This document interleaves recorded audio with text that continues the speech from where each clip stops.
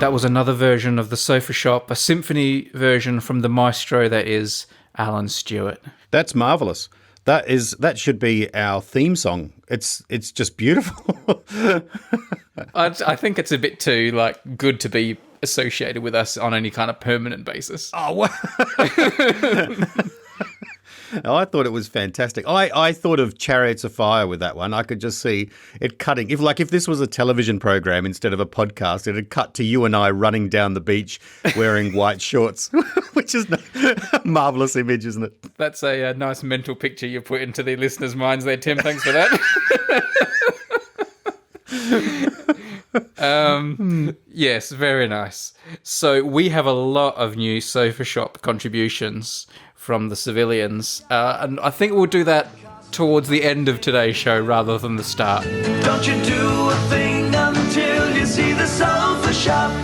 So you probably remember in a recent episode we had an idea from a Patreon supporter called Anna, which was her idea was to get people to do citizenship tests. Yes. From different countries and things. That was a great idea. We talked all about it.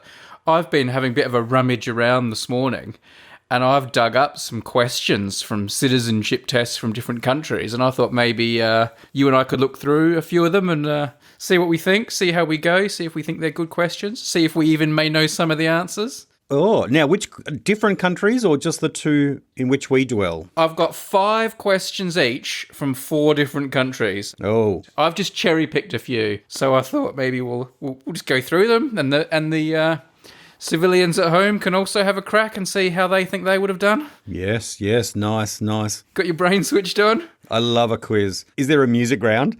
Is there? There's not a music round as such. I'm going to start with some questions from the USA civics questions from their naturalization test. Oh, yeah.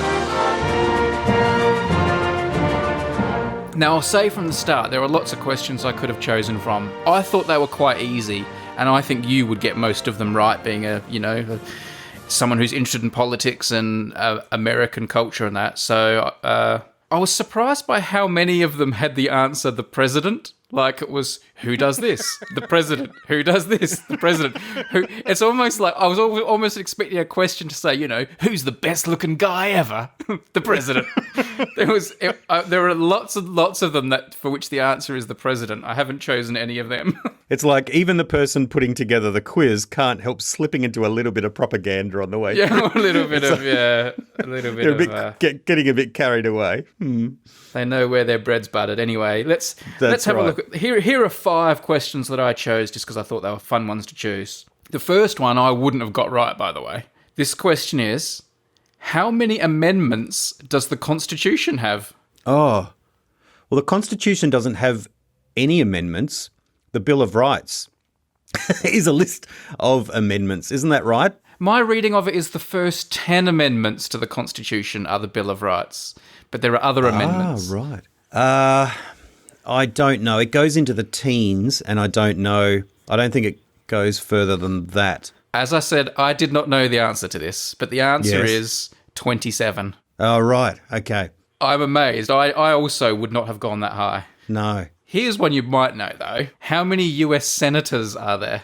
There are 2 for every state, so there's 100. Correct. Who is the Chief Justice of the United States at the moment? Justice Brown. Is it John Brown? John is right. It's a very plain name. Yes. Smith or Brown. It's John Roberts. Roberts, that's it. Yes.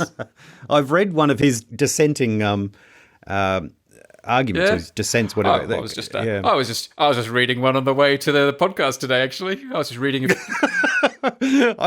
I've got him in my phone as Brown. I keep forgetting it.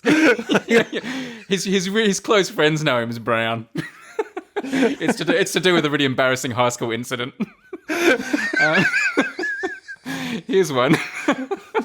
How old do citizens have to be to vote for president? In the United States. In the United States. Oh, look, I can't think of a reason not to say 18. I know their drinking age in many states is as high as 21, I believe. But I think voting was probably still 18. I was just going to... if I give you long enough, you'll manage to talk yourself out of it, so I'll stop. It is 18. Yeah. And here's one I chose just because it's more my kind of question. You love all these civics questions, but for me, it's all about the geography. Name one of the two longest rivers in the United States. One of the two longest rivers. Mm-hmm. A better question would be, can you name two rivers in the United States? And there's the East River and the Hudson River. Yeah, I was gonna. Yeah. Can I name? Oh, the Mississippi. I'll go with the Mississippi. That's the only other one that comes to mind. There we go. Correct. The other one's the Missouri. Oh, right. All right, we're gonna change countries now, Tim. I think you're now officially a US citizen. Let's see if you There can we get go. yourself, let's see if you can get yourself into the UK.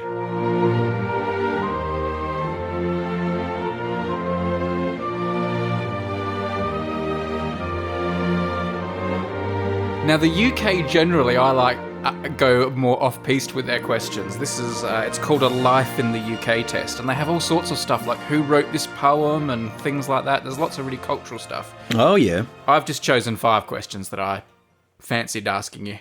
Now, they mainly go multiple choice. I think some of these, if I give them to you as multiple choice, it will be too easy. Yeah, okay. But where necessary, I will. But first of all, let's start with one of the questions, which is, where is the Big Ben located? In London. Obviously, it's in London. Where in London is the Big Ben located? Well, it's inside the tower.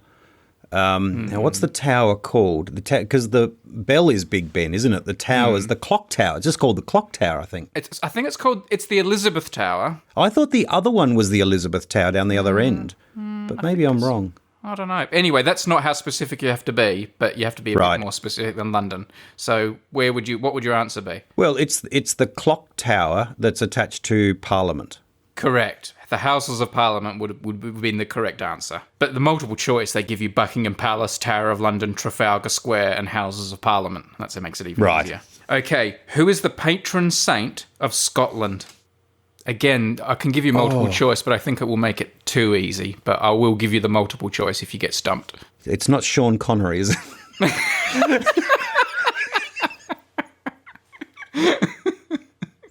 But it will be.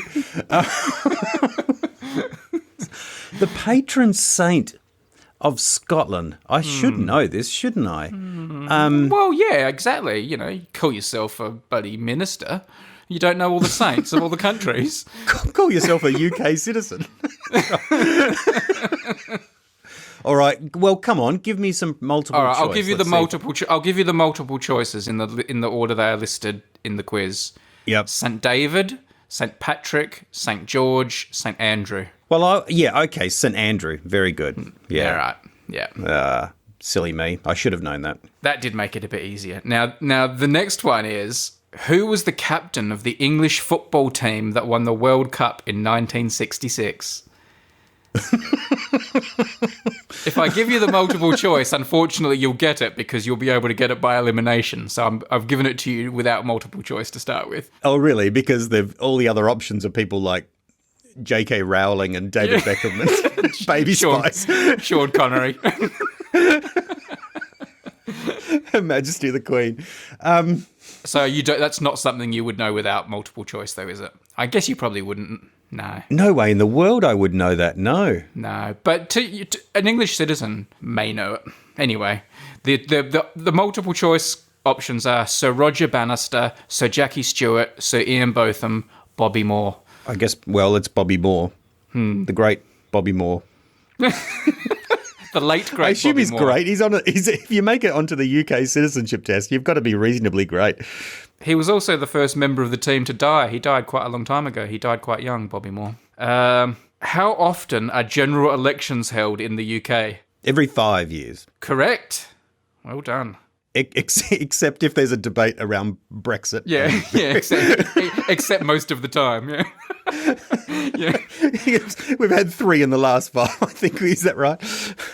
What battle is commemorated in the Bayeux Tapestry? I don't know the Bayeux Tapestry, so I'll say the Battle of Waterloo. That is one of the multiple choice options. You would know it if you saw it. It would come back to you if you saw it. It's the famous one that's got Halley's Comet in it and the arrow in the eye and that sort of stuff. It's the Battle of Hastings. Oh, okay. But the Battle of Waterloo was a good guess. They've had a lot of battles, haven't they? Let's be honest. They had. The four options were the Battle of Waterloo, Trafalgar, Hastings, and the Battle of Britain. So they would have foxed you with the multiple choice anyway. All right, Tim, it's crunch time. The Australian citizenship practice test.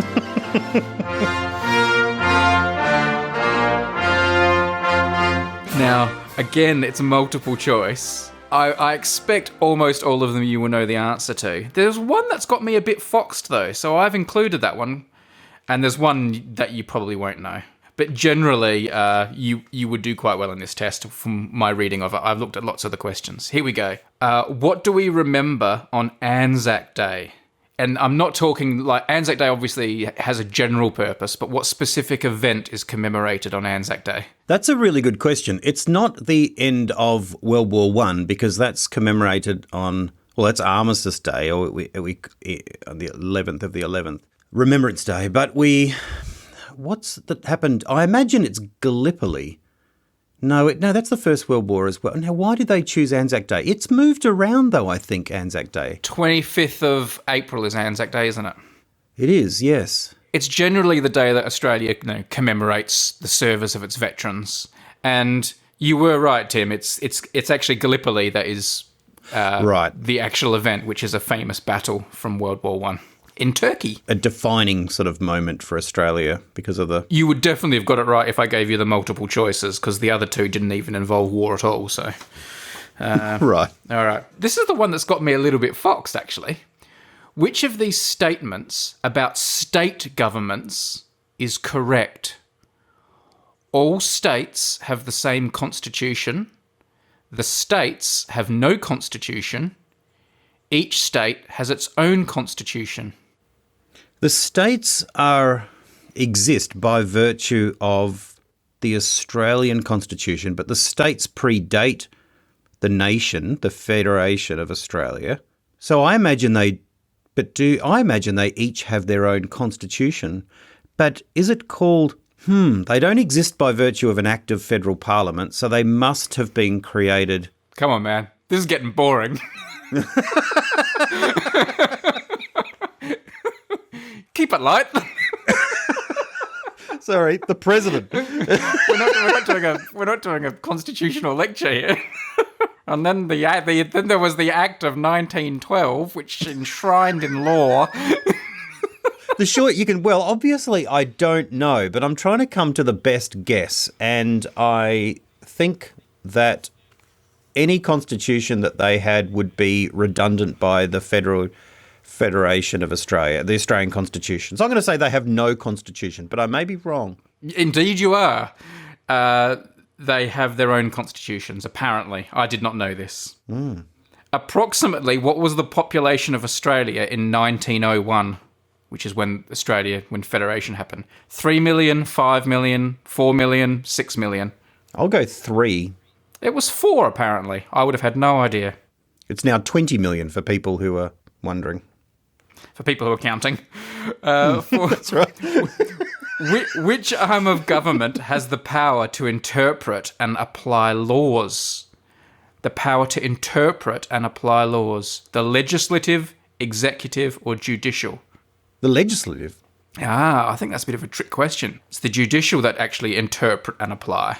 Oh, sorry. I thought you meant... I misheard you. Yeah, sorry. Well, that's right. The judicial, because of the judge, they interpret and apply the law. The executive is the government. Tim, I don't want excuses. I want correct answers.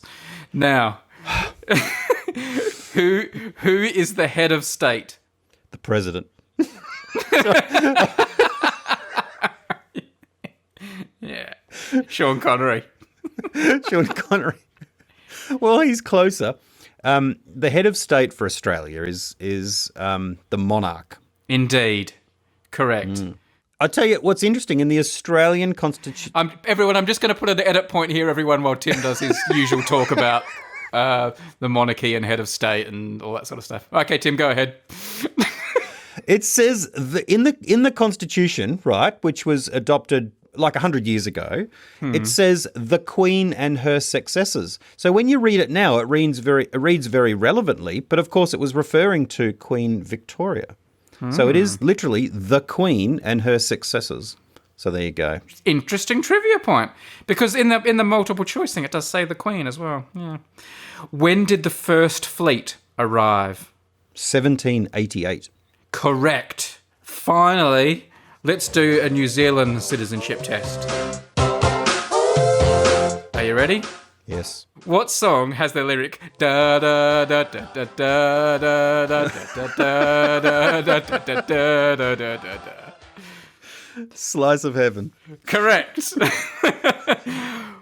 What New Zealander was the first to climb Mount Everest? Edmund Hillary. I actually went Correct. blank on his name then. What are the short little people with big feet called from Lord of the Rings?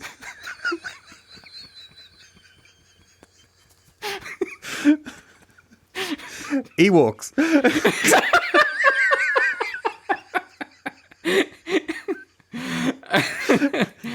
Ewoks. What confectionery? This is important knowledge, by the way. That I used to live with a New Zealander, and this is one of the most important things I learned about New Zealand. What confectionery is flavoured with chocolate, caramel, and pink marshmallow? Well, they invented the pavlova, so I guess you're going to say pavlova. No, it's called the Pinky Bar, man. And next time you're in New Zealand, make sure you get a Pinky Bar because they're awesome. Oh, okay. Yeah.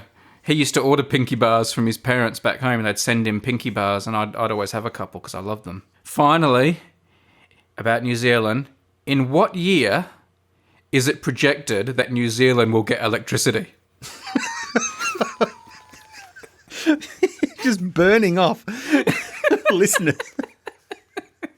I had a whole bunch of questions in there about the underarm incident, but I cut them out. By the way, speaking of all things sort of citizenship and civics related, people may not be aware if they don't sort of follow us in the other, online sphere and they just listen to episodes. But I have actually finally done the official certificate and sealing of our first Unmade Colonel, that being Zach. Yes. I'll put a link in the notes if you'd like to go and watch a video of the moment that Zach officially becomes an Unmade Colonel that now exists. Have you watched it, Tim? Special moment. Oh, yes. Yes, I stood and watched it. It was... You stood? Yeah, oh, yes. Did you have your hand on your heart? I hope you weren't wearing a hat. I had a chicken in my hand, so I was unable to put it against my heart, lest it stain the oil on my shirt. But You held a drumstick against your heart. Yeah, nice. I'd like to propose our second Unmade Colonel, if I may, and then let you... obviously, by proposing it, I've approved it, but it requires your assent for it to happen. Well, who have you got? I think Jo from Canada. She's done multiple pieces of artwork for us. She's been on the show. She's a loyal civilian. I think she qualifies for Unmade Colonel status. Well, have we got a citizenship test for civilians to become colonels? Do you think we should have an Unmade podcast citizenship I think there should be Colonel test. It seems to be in vogue for countries to have some kind of litmus test to test people's commitment. I mean, I know. I mean, it's difficult for her to show any more devotion. No. Half the questions would be about her anyway. Who drew the Shroud of Tim? Well, I did, correct. Who was Tim's 2000th follower? Yeah, it's Jo again. It's like the president. She's like our president. I think on this occasion there can be a recognition of prior learning applied, and right. I think she can be waved directly through. She doesn't have to do the test because of she's been grandmothered in. That's right. Yeah. That's right. All right, Jo, you're in. Well done, Jo. You're an Unmade Colonel, and she gets for that a special certificate. Yeah. With the seal. Yes. The Unmade seal, Brady. This is right, and you'll be filming this again and the signing and sending it off to Jo. Yep, it will all be done at some stage. Congratulations, Jo. If we could all now be upstanding and hold a piece of chicken to our heart. Oh, that's right.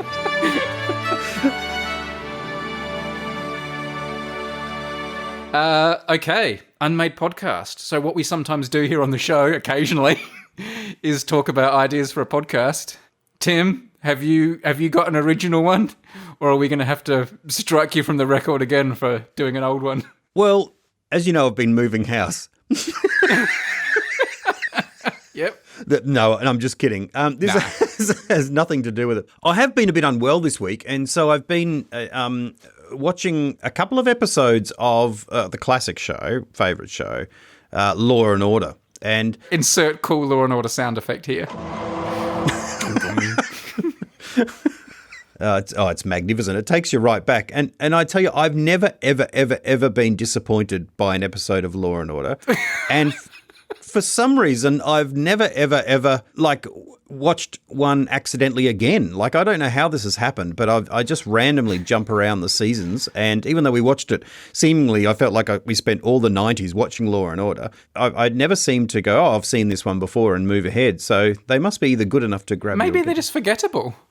Maybe you just forget them. Oh, well, that's part of their genius then, isn't it? That's marvellous because you get to enjoy them again. They're like self-destruct messages in like Mission Impossible. Like you watch them and then they just instantly erase themselves from your memory. You could just sit and watch the same one 8 times in a day and not know what happened. Maybe I watched a couple today. Maybe I watched the same one twice and I don't know it. Maybe they've only ever made one. They do have a similar kind of. When you watch several in a row, you start to really see the acts and the scenes and how closely and tightly, predictably they structure them together. You pause for the joke here, you wait. They are constructed in a very enjoyable way. It's predictable enough to be enjoyable. I assume you're only talking about like the classic originals in New York and not all these silly SUVs and Miami, yes. or Law and Order on the Moon and all these weird spin-off series they do it later on. No, I won't tolerate any of that stuff. I don't go anywhere near that. This is just the primary original good analog sort of episodes with Lenny Briscoe. Lenny, on your Lenny. Yeah. So anyway, I was watching a few of them today, and the thing that struck me firstly was about the seriousness of which they speak, and then also going to the judge and the way the judge speaks and the way the lawyer speaks. The only thing I'm taking from this is the observation that the greater authority you have, the more understatement you need to use in the way you describe things and pronounce things. For instance, all the way to the president. The president needs to have, right up to the current president, you need to have a certain presidential voice, an understatement. And at the moment, in between this, you're putting on the news and you're having senior economists come out and talk about the economy, and you're having senior medical people come out and talk about COVID-19. And they're all using a certain wonderful tone that has a lovely understatement to it. And I love the idea of gathering a few of these people, and I don't really know how you talk about it. They're sort of experts, professionals, senior economists, senior lawyers, senior statesmen. But so this could be sort of, statesmen discuss popular culture. So I just love the idea of them coming together around a particular piece of popular culture and giving it a serious observation. Right. Like I went for a drive today and I was listening to some hip hop, right? And as I was listening to it, I was thinking there's only really 2 themes to hip hop tracks. And I was thinking, how would it be described by the particular senior economist, from the Reserve Bank that I'd seen on TV a little bit earlier on? And I was thinking he would summarize, if he was listening to all this in a line, which was essentially along the lines of, my life seems to be going quite well at present. That's basically the premise of every hip-hop track. My life is going well. I have sufficient money. I have sufficient cars. There are several females who are willing to spend time with me and be friends. You know what I mean? Like it's and then there's the other line of track of a hip-hop track is, my childhood was marked by conditions consistent with poor socioeconomic status and crime. So I love the idea of them coming to discuss something from popular culture in a deeply serious and understated way. So yes, so like Jay-Z appears to have 99 things that are causing him inconvenience. Yeah, that's right. Yeah. Is not one of them at this point.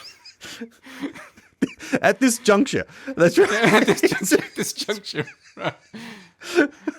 Like So I was thinking, okay, yeah. Metallica's Enter Sandman is essentially this young person seems unable to to gain the sufficient rest for that their body requires to regenerate for the coming day. It appears that her dairy beverages bring males to the drinking place.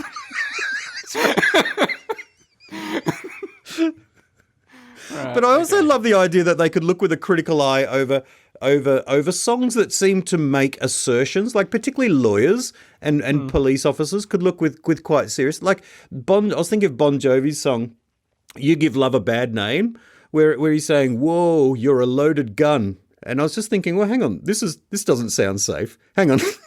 Are you saying she's got a loaded gun? There's nowhere to run. No one can save me. The damage is done. Shot through the heart and you're to blame. And I'd say, well, hang on a second. We need to unpack this. Has she shot through the heart, or you're going to shoot her through the heart? Look, that's a threat. We can't have that. And they start to unpack. So I love the idea. There's something in this about sort of statesmen and serious people talking about unserious things in a serious way. That's right. I mean, you could do that with police doing sports commentary too, because police never say what happened in an interesting way. So you would always have the footballer decamped the centre square in an easterly direction. That's right. That's right. That's right. Yeah, that's right. Yeah. Yeah, there's an idea there for sure. It's fun. It'd be funny. In your imagination of this podcast, are the people in on the joke? They must be, because they're smart people.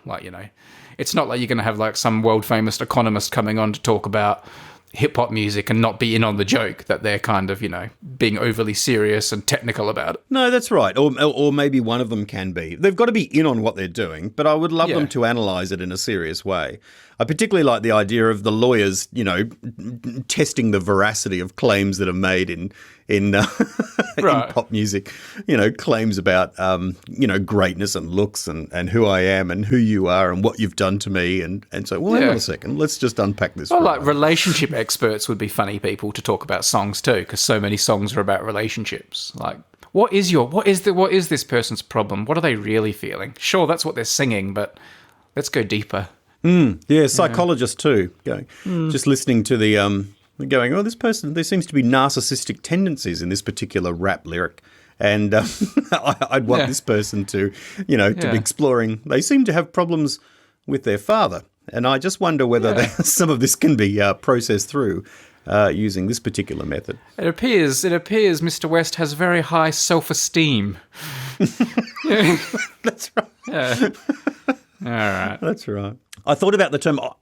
I thought the law and the law won, because there's the sort of the lyric and the law, but that's not a very good name, I don't think. Oh, man. I was a bit worried there that you weren't going to give it a really bad title, but you finally delivered the goods.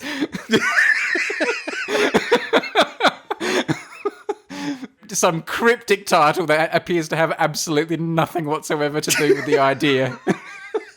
I went looking for albums and songs that featured the word law, because I started thinking about it from the law, you know what I mean, and going out from there and thinking about how would an old cop. And I started off with Bob Dylan's Street Legal album. I'm like, yeah, that's good. And then I could hear you telling me, no, that's no good. So then you landed on I Fought the Law and the Law Won. Nice. That's right. You could tell me, if you'd said my idea for a podcast is I Fought the Law and the Law Won, and gave me 1,000 guesses as to what the podcast is about, I would not have got it right.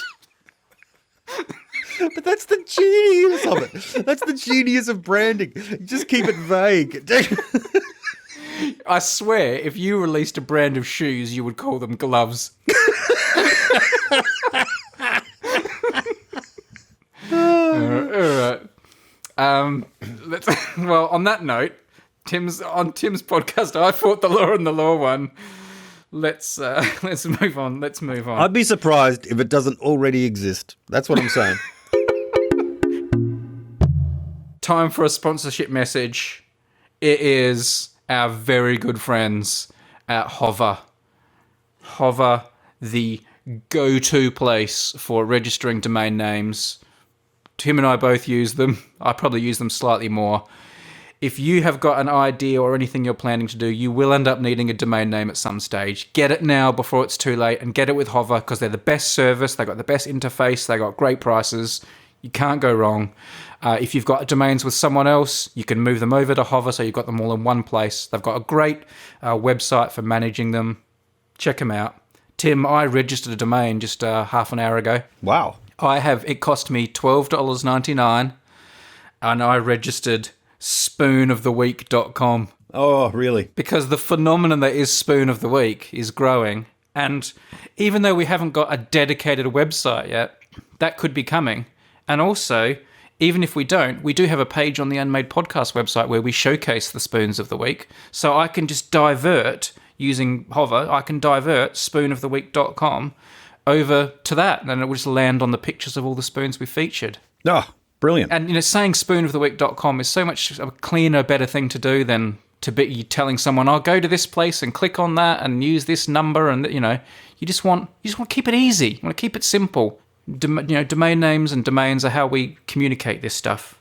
So I've got spoonoftheweek.com, and I'll be diverting it to our Spoons of the Week. And if you at home have an idea, you've got like a social media thing you do, a YouTube channel maybe, you've got something on another website or a web page you want to divert to, why don't you consider getting a nice domain for it and diverting it there ahead of maybe something bigger and better down the road?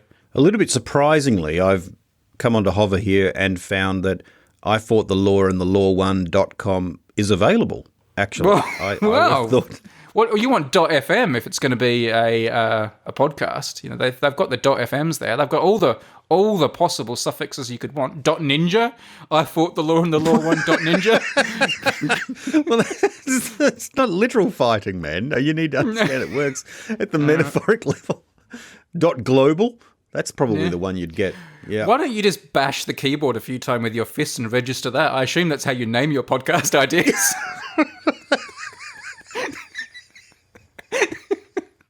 Hang on. I'll bash it again with my eyes closed this time.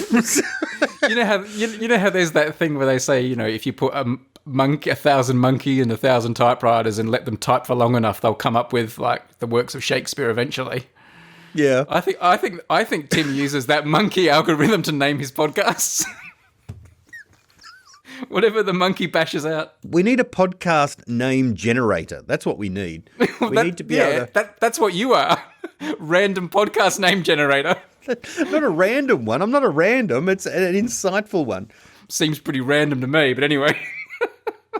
What if we got well down the track and I suddenly realised that my list of ideas and list of names had been like out of sync? They've been misnumbered. So I've been reading the wrong name for the wrong idea all the way through, and you'd be like, that would explain so much. That explains everything. That's right.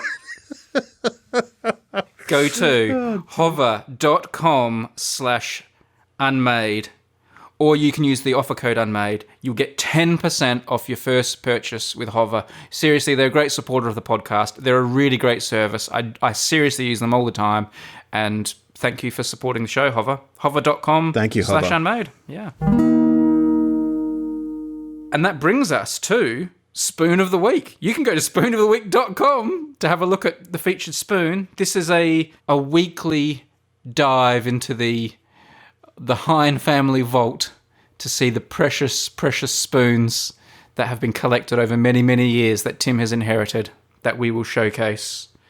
Before we talk about this week's spoon, can I just point out that after last week's talk all about the anatomy of the spoon and all the different parts, the drop, the shoulders, the bowl, the handle, the tip and all that, we have made some merch, some T-shirts and mugs and stickers and things that really go deep into how a spoon works. If you want to check them out, I'll put some links in the show notes.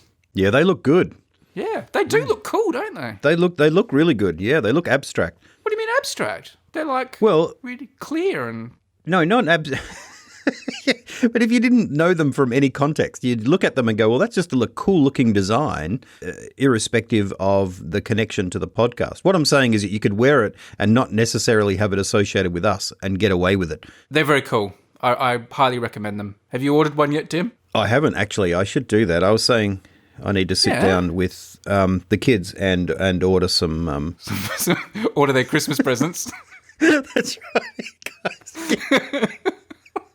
That's right. Okay, Tim. What family jewel have you pulled from the archive this week? Well, this week, Brady, we've got what I'm calling the fairy tale castle spoon. Well, Tim, I don't think you're calling it that. It's got Fairy Tale Castle written on it. I think the maker of the spoon called it that. Well, that's why I'm calling it that. You see, right. This guy's a lot better at naming things than I am. Tim would have called it that. I fought the law and the law won spoon. It's Tell me about the Fairy Tale Castle spoon, Tim. What's going on here? Well, it's a bit of a mystery spoon, to be honest. It's one of the spoons, one of the few in the entire collection that I have no idea about or where it came from. And even after talking to my mother and Googling, we have no idea from where it has come. I mean, it's come from Fairy Tale Castle, but we don't know what Fairy Tale Castle is and where it is and why we've got the spoon. It's a complete mystery. Wow. It's a fairy tale. It is. It is a fairy tale. It's some sort of magic spoon that's just appeared in the collection. Oh my goodness. And Amazing. we have no idea from where and whence it has come. We're on the back. We look at there's some engravings in the back. What did you call that one other time? You said it was hallmarks. Sometimes can be hallmark. Yeah. Okay. Well, it's extremely small. So even with the light from my phone, I found it very hard. But it does seem to say something like ring chrome, Sheffield, England, and so that seems to be a people that made it. And so that might suggest if it's from England, you're unlikely to get an English firm to make something that's somewhere else. So perhaps somewhere in England is Fairy Tale Castle. Did you take me to a fairy tale castle that I've forgotten about, man? Or no, I mean, there are many places in the world, I imagine, called Fairy Tale Castle. Maybe to help people who can't see the picture, do you want to talk us through the look of the spoon? Yeah, okay, so it looks like a spoon. It's got a scooping bit of one. No, the bowl. And a handle and another. It has a very ornate bowl, this one. It has like sort of a shell design at the bowl. It is. It's a lovely shell-designed bowl, and the lovely thing is the pattern can be seen and felt on the inside and the outside of the bowl. And then you move up the handle, up the shoulders to the stem, up the shoulders to the the stem, and has a nice fluted stem. It is, yes. And although on the back it's smooth, it's just only to be felt on the front. Until we get right up to the top where there's a small little pattern, and then there's a circle, and it's got a castle, a pretty traditional, looks like a medieval styled castle. It's not elaborate, so this is not, don't think like the castle in Disneyland or anything like that, even though fairy tale makes it sound like that. This is looks a bit more staid, a little bit more quite old, actually. I think you're being unfair. It's got a couple of nice turrets. It's got flags flying. I think it's like a decent castle. Oh yeah, but it's more military rather than princess fairy tale kind of. Yeah. Okay. Thing. Yep. Okay. And has a Tudor sort of look to it. Blue enamelling for the sky. Red enamelling where it says Fairy Tale Castle underneath. Yeah. A little bit of green grass there. Oh yes. Yeah. So look. It's colourful, it's nice, it's of a certain quality, but I have absolutely no idea where Fairy Tale Castle is. And maybe only your dad knows. If he was to come back and join us for just a few precious moments. Yep. And you could ask him any one question, would it be where was Fairy Tale Castle? It would be hard not to. Talk about wasting your question. Son, I love you so much and I'm back for just one question. Ask me anything. Oh yeah, this Fairy Tale Castle spoon. It's a spoon. Where did you get it? Well, you see, I sent a photo to Mum and she has absolutely no idea. She can't remember. It might predate her. Well, that's right. Maybe it's maybe Dad was in a fairy tale. Maybe there's a whole story. There's a whole thing going on we don't know about involving Fairy Tale Castle. She wondered if it was Dutch, but then I said, Mum, but it's not written in Dutch, like it's but they would do tourist stuff in English for the tourists. And of all the European countries, you're most likely to find English in the Netherlands. Was your dad Dutch, by the way? Was your dad Dutch? It was. He had some connection with the Netherlands. Yes, he had been there. It looks a bit new though. That's the suspicious thing about it. It does look new. It looks a bit shiny compared to all the others that are in the collection. Maybe it's made from some like magical substance that doesn't tarnish. Oh, maybe it's real steel. It certainly doesn't look. It's a Valerian steel from Game of Thrones. Ah, Whoa. okay. Wow, I don't know what that is, but that's a special kind of magic steel, is it? Yeah, well, it's pretty good stuff. It's the good stuff. Do you know what I was thinking of when I was thinking of the castle and lovely castles that I've valued over the years? Because I love a castle. I was thinking of Castle Grayskull. Do you remember that, where He-Man? Oh, yeah. Well, Now He-Man you're doesn't talking. live, but He-Man and Skeletor used to fight over, and Skeletor was always wanting to get inside. And Who lived there? Did He-Man live there? no, He-Man didn't live there, but I thought that someone lived there. That special person, I think, and I can't remember her name. I think it's like a girl, like a spirit lord princess person who had power or something. Right. Oh, jeez. But anyway, did you ever own the Castle Grayskull castle, the toy? No, I didn't. No.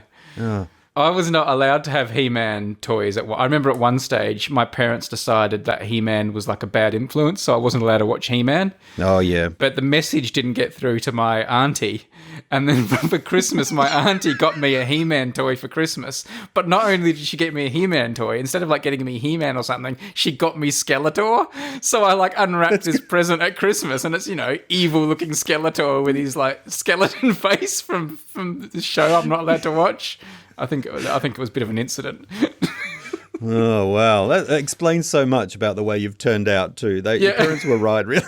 I know. It all went wrong after I got that Skeletor toy. I don't know what happened, because it never became my toy. So I don't know if it was like... I think it was just quietly put away somewhere. I think it went to the farm. He was quietly arrested, taken away for questioning. Oh, dear. Yeah, no. Do you regret that you never got to own the castle? Yeah, I do. I was actually thinking of it before and Googling it up and looked at it and went, oh, geez. And I was half going, I wonder if I get one of those for the girls, but I don't think they'd be interested in it all. You can just get one for yourself, I could too. And then it would sit there and I'd go, what are you doing with that? And I'd go, well, I bought it. I'd have to find an excuse. And the excuse would be, well, I bought it for the girls. And I've bought things from my childhood just for the sake of it, just so I can, scratch the itch and then just put it in a drawer and never used it again. I've done a little bit too. Yeah. I often do that with, I look at skateboard decks and things like that I really wanted, that I had even cut out and pinned to the wall, that I would love to have bought, but were way too expensive, that I could never have. And I've often thought about buying one or two of them and putting them up as pieces of cool sort of 1980s, nostalgic art in my house. Now your transformation to the midlife crisis is complete. That's right. And I've thought about getting the pads and going skateboarding again and just throwing in my job. And it's not right for people of a certain age to still be skateboarding. I was just having this conversation last night. Oh. There needs to be like some kind of limit. I've been Googling this fairy tale castle too. Civilians, there'll be a picture in the... Go to spoonoftheweek.com. Have a look at the picture of the fairy tale castle spoon and help Tim solve this family mystery. So, Tim, we have to give away a spoon. We are currently still in the design and manufacturing process, but we are having Unmade Podcast souvenir spoons made, and we'll be giving them out to supporters, and this week's winner is Corey from the USA. Corey's from the state of MD. Do you know what state MD is? MD. No. What do you reckon? Massachusetts? Massachusetts?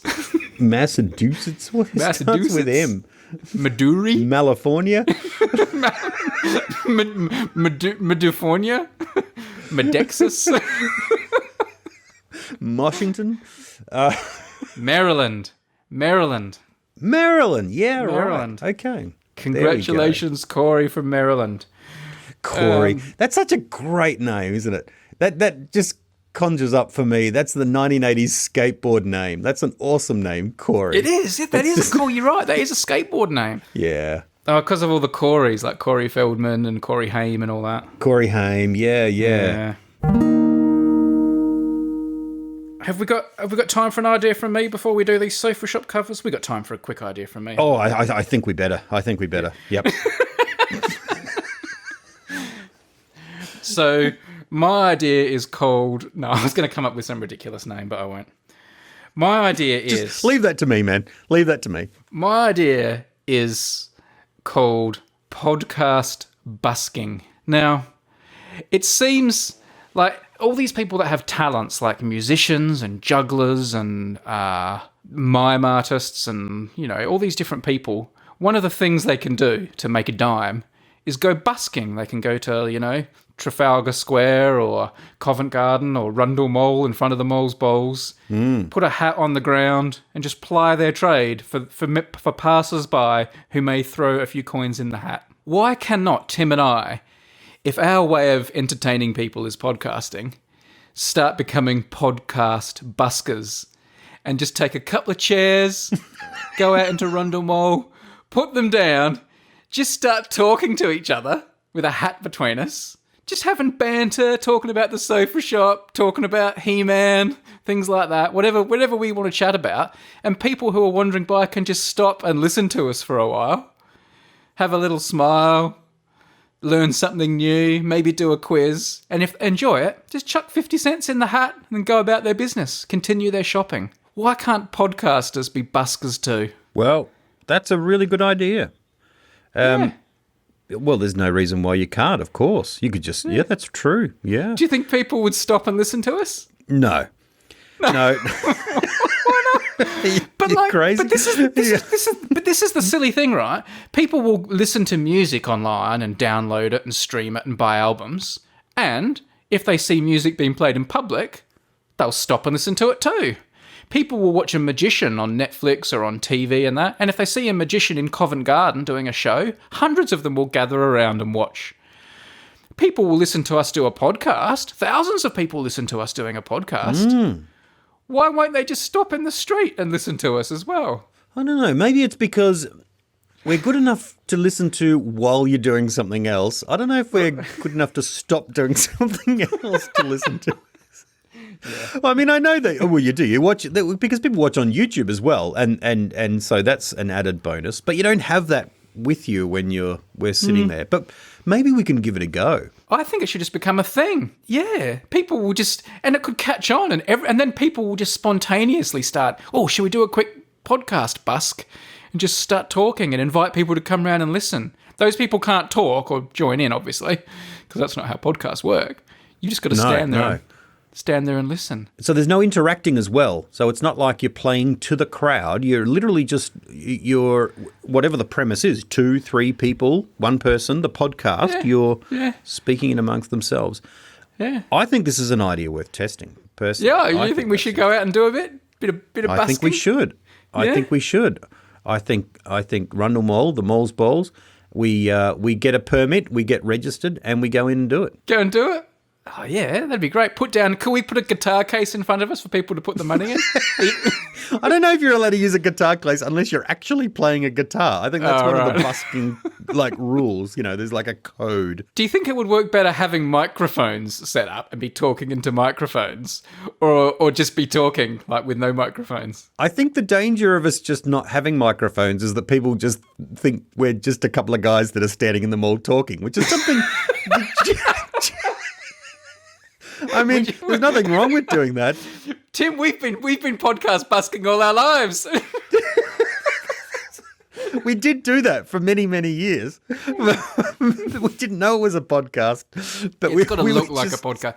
I mean, you could obviously, if you were doing this for real, you could record it and then release the recordings as well. But I think there's something more pure about the fact you could only hear it if you were there. Oh yeah, no, I like that idea. It's like it only exists in that moment. It's a true podcast. Like Tears in the Rain. You could do it. You could do it sitting down at a cafe with a couple of coffees, which is basically. This Another name for this podcast is Having a Conversation with Someone. Oh, I do love the idea, though, of like chatting for 20 minutes about like a spoon and then asking people to give you money, which is kind of what we do. Patreon.com/unmadefm if you'd like to support the show.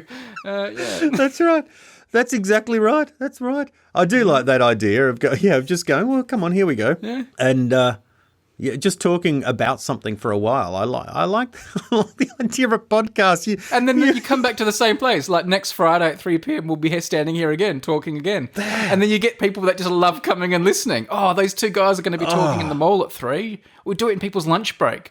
What are you doing for your lunch break? Oh, I'm just going to Rundle Mall. There's these two guys that just talk about spoons each Friday afternoon. It's great. Oh, that's great. That is. Well, people do it with stand-up comedy, don't they? Why not do it with a podcast? Yeah. People go along and pay, and you want to hear someone talking and so forth. You could hear a recording, but... Would we call it busk-casting?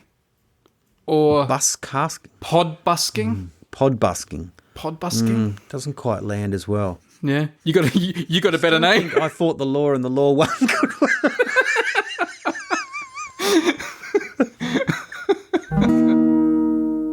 So, it's time, Tim. It's time for the sofa shop covers. Yeah, let me say, these are impressive. I just continue to be quite astounded at Tim, what you're we're so receiving. nice. You're such a nice guy. You wouldn't say if you thought they were rubbish. Well, obviously several of them are rubbish, but I'm just... I'm impressed by how no, they're rubbish not. they are. They're not. No? They're marvellous. They really are. All right. Oh, I know you can do a heck of a lot with, like a laptop and GarageBand and a full orchestra these days. But yeah, they've pulled out some beautiful versions. There's a couple of things I want to note about these, but let's listen to them. I'll go through them and tell you what the people wrote, and then you can tell us what you thought. The first one I'd like to talk about, Tim, came from James. Dear Tim and Brady, I've become a huge fan of the podcast since discovering it at the start of 2020 UK lockdown, and it has been a soundtrack to my summer, a weekly-ish glimmer of wholesome positivity in these dark times. I'm neither Dutch nor Canadian, but I hope you'll accept my submission nonetheless. I'd like to take a moment to thank you both for bringing the musical masterpiece known humbly as the Sofa Shop jingle into the global consciousness, forever changing the landscape of international music and culture. I hereby formally submit my own interpretation of the Golden Melody to the archive, a simple and honest instrumental which I hope captures the gravitas and emotional nuance of the original 1990s recording. Thank you for keeping us entertained. Keep up the excellent work.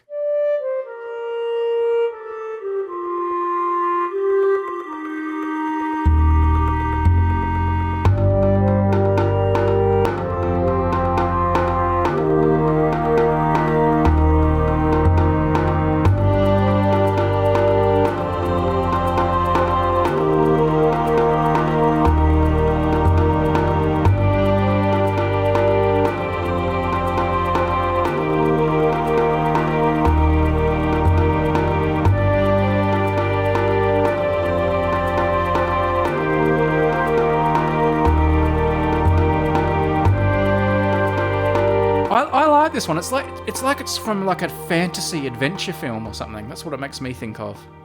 Yes, this is very strong. I like it indeed. Lovely work, lovely creativity. Not terribly unlike some of the others we've heard, but certainly has its own tone, its own feel.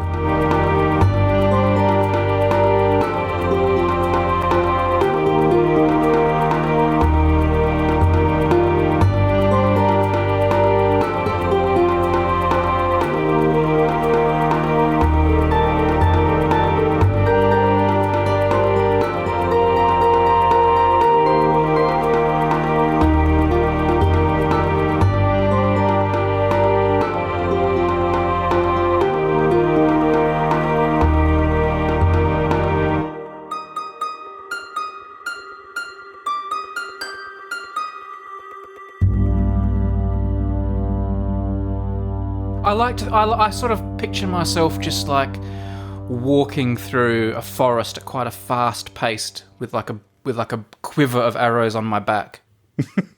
Yes. Anyway, let's have another one. Getting back to the jingle, man. What did you think of this? It's better than you and I running along the beach in white shorts. Oh, at Cambridge, come on. All right, how about this one, Tim? We've actually got 2 submissions here. Someone called @OxBaptiste says, "Hi there, Brady and Tim. I've just made this silly little YouTube channel called Sofa Shop Music Only, and it's exactly what it sounds like. 2 songs are on there at the moment, but I plan to post a new one for every new episode of the Unmade podcast." That sounds like one of those ideas you tweet out because you think it's a good idea, and then you just quietly hope people forget you suggested it. But you're on the record now, Ox Baptiste. That's right. And the 2 first ones that are on there, first of all, we have this one, which is kind of a bit of a sort of a ragtime one. It's the closest we've had to anything sort of country sounding so far.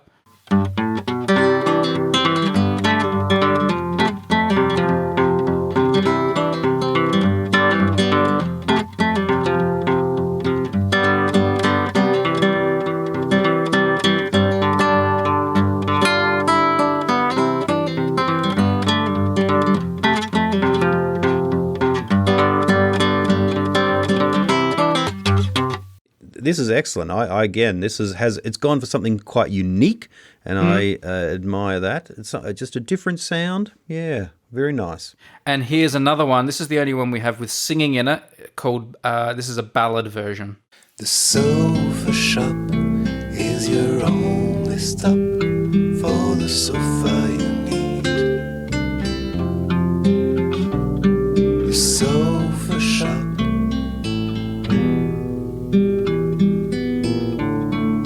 Come on, drop in. We have a sofa designed for you. Choose your fabric, match your curtains too. The sofa shop ain't gonna cost what you think it will. Don't you do a thing until you see the sofa shop. Well, I think extra marks for including the vocals because, and I'll say this to future submissions as well, you get extra marks for singing along. That adds something altogether. That's a whole other level, really. It's not required. It's not required, but it's something. It does put a little bit more humanity into it, and of course, it gets the message across of the Sofa Shop jingle, which is all important, and that is that's that right. you can choose your fabric and match your curtains too. Would you listen to the Beatles without the vocals? Well, yeah, I probably would. Yeah. Okay, well, fair enough. Now, this one comes from Matt. We're about to get a bit rock and roll here. Matt says, "My name is Matt and I'm from Wollongong in New South Wales, Australia. I absolutely love the show." Oh, You okay? You step on something there, man. I just said, Wollongong. Yeah. It just suddenly sounded so close. I've never been to Wollongong. I had a friend who lived there for a bit, but that's all I got. You haven't got a Wollongong spoon in the collection? Not that I've seen, no. Wouldn't it be amazing if it turns out fairy tale castles in Wollongong? That would be a big coincidence. Oh, that would be incredible. Anyway, getting back to Matt. I absolutely love the show. There are no other podcasters out there that have such a great and genuine chemistry as the 2 of you do. Oh, and it's a pleasure listening every week. No other podcasters. That's amazing. That is amazing. We definitely need to start this busking thing, man. We'll make a killing. At first, I was a bit intimidated covering such a monumental anthem, but after hearing the fan covers of the Sofa Shop, I thought, they're up. No, he says. But after hearing the fan covers of the Sofa Shop, I couldn't help but share my take on the song. So here is a rock-style cover of the tune. Hope you both enjoy, and thanks for creating such a fun podcast. That's Matt.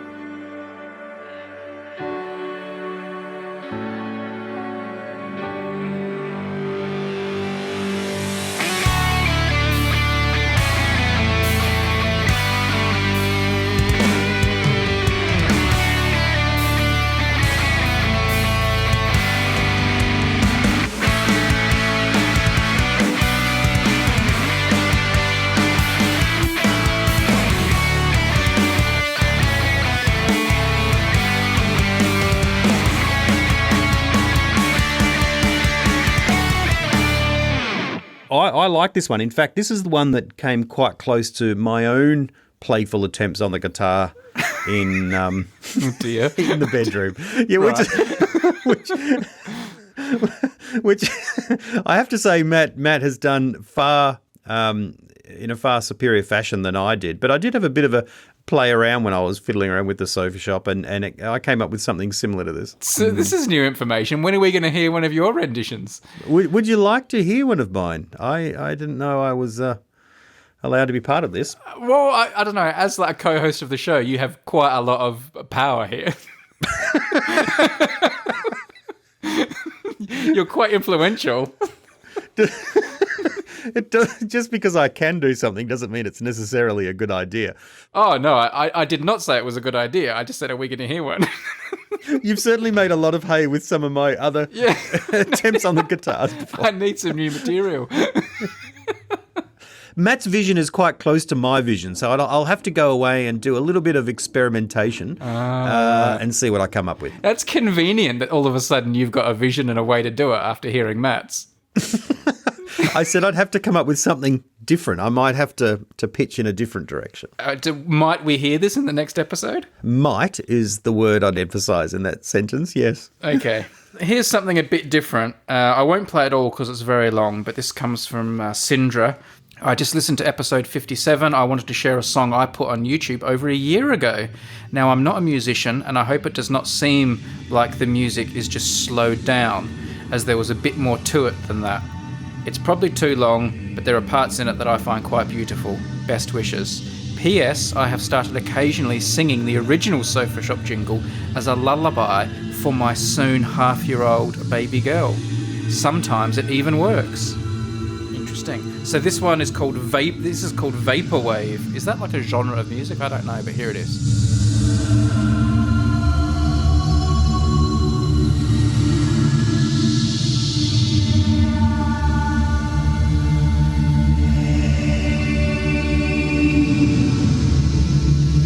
That's a bit, out there. That's experimental, that one. Yeah, it is. Yeah. It's ambient, but it's fulsome and... Yeah. In the right mood, on the right place. Yeah. Nice. I like the idea of people going to sleep to the Sofa Shop jingle. I wonder if that puts ideas in your head subconsciously, and the next morning you wake up with this overwhelming desire to buy sofas. Maybe, yeah. Or the dreams you have. Imagine the dreams. Oh, yeah. Oh, curtains. All those It's a very curtains. This hasn't cost what I thought it would. It's a very comfy. I mean, the sleeping on a sofa is magnificent, So a sofa comfy enough to sleep on is a lovely idea. So literally going to bed, listening to a song about something that you can lay on to go to bed to sleep on is a lovely idea. It's just like Inception levels of comfort. That's right. Why don't we listen to songs about sleep if we're trying to get to sleep? Yeah, there aren't a lot of songs about sleep, are there? Oh, what are they called? Not lullabies. That's what lullabies are, really, aren't they? Yeah. Yes. Hence the P.S. I've been using the jingle as a lullaby for my soon half-year-old baby girl. I didn't hear her say that. All right. What, are you tweeting again during the show? Are you paying attention? I actually was playing with the spoon. It's so shiny. I wish I knew where that castle was. Anyway. All right, here we go. Mikko says, hello, Tim and Brady. I'm a Finnish architecture student and a hobbyist composer. I make electronic ambient music with the artist name C1D, but I also compose more classical music as my electronic music has many classical aspects to it. I'm a big fan of the podcast and I've listened to it from its beginnings. Unmade Podcast is perfect for my many quiet or boring situations, from dull university work to long drives. This is a symphonic poem version of the Sofa Shop jingle that I made. It is unfortunately performed by a synthetic orchestra, but to me it still sounds pretty fantastical and symphonic. I tried to use the Sofa Shop theme very impressionistically, with luscious harmonies and dramatic twists, all this packed in under 2 minutes. Hope you like it. Mikko.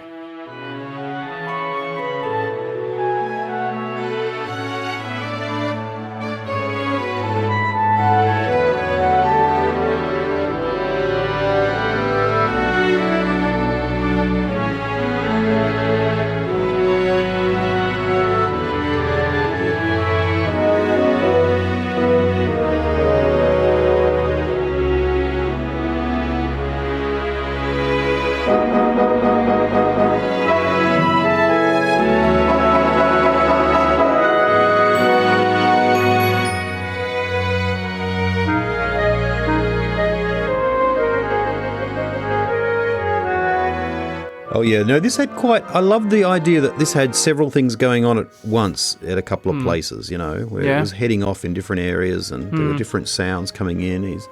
You can tell that he's a deep thinker.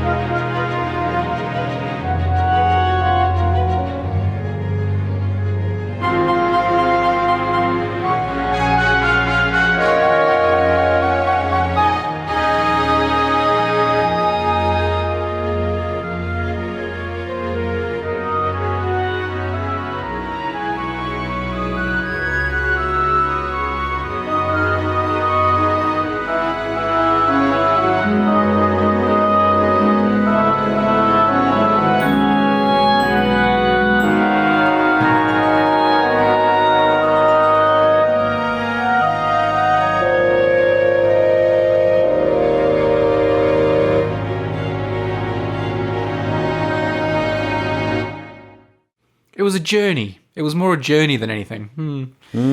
Yes, with layers. Layers. Like an onion. All right. Here we go. Stuart. Hi, Brady and Tim. Over the past few months, I've been trying to help my 15-year-old son with his GCSE music. Although I play various instruments, I never did much music history at school, so this has been an education for me, as well as my son. Recently, he's been telling me about the Baroque musical style, so when you did your feature on the Sofa Shop, I felt we should have a go. Knowing that you're a man of refined taste, Brady, and are currently on the hunt for a pair of sofas, we present you with Ye Oldie Georgian Sofa Shop. Shop with a E.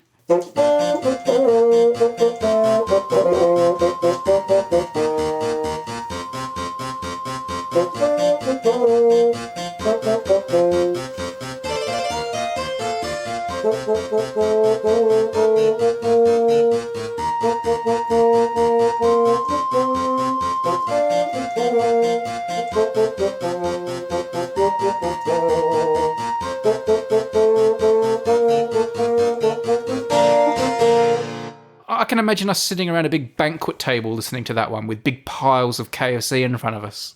Oh, I look forward to that. Oh. Yes, classy, beautiful, in a highly sophisticated environment. Yeah, I think that's lovely. Definitely sitting on leather chairs, and and the wonderful thing about KFC is having it with some really nice wine. No, it has to be big steins. Wine. It has to be big steins of beer being brought to us.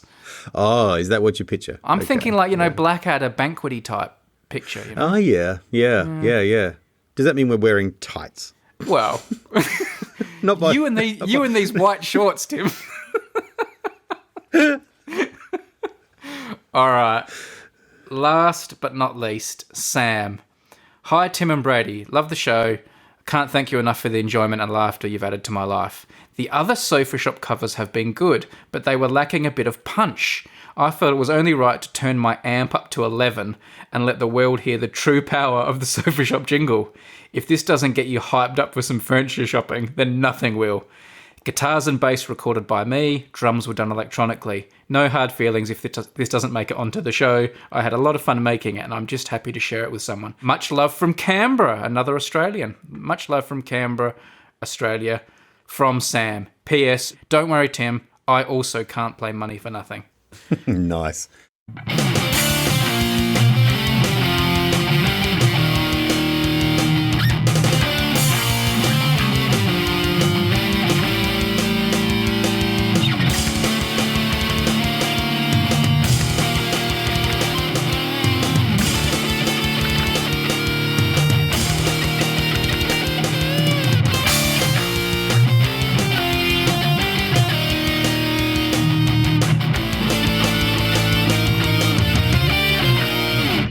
Well, the thing about this one, I like it a lot. Firstly, it was tight and exciting. The funny thing about it, though, is despite being the metal version, it was actually the happiest version I think we've heard yet. Like, it was just really joyful and bright and happy. So I sort of I like that. It's Is that a genre, joy metal? Joy metal. Joy a lot metal. of metal bands tune their guitars down, so they sound heavier and they sound fuller.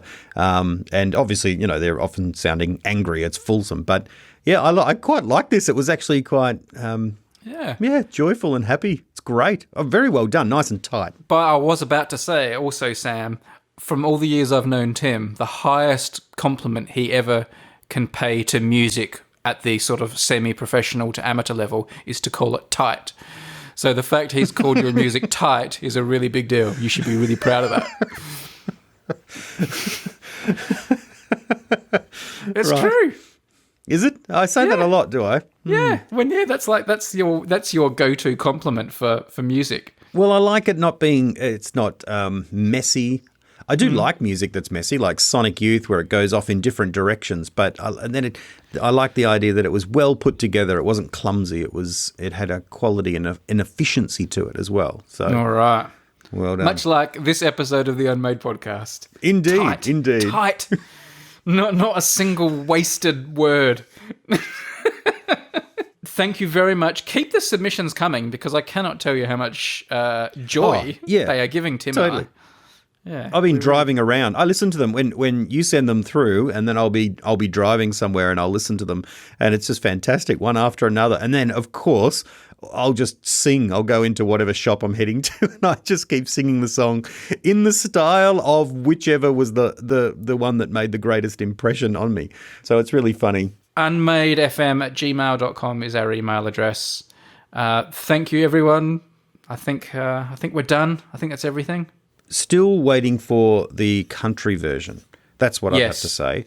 And even a bit of an old country version, like a city sort of, like inner city Brooklyn-y kind of Sufjan Stevens or Ryan Adams kind of, you know what I mean? Country, that kind of hipster. Something like that would work as well, but just something that leans more into the country area. Were you sneaking in some secret words then? Maybe.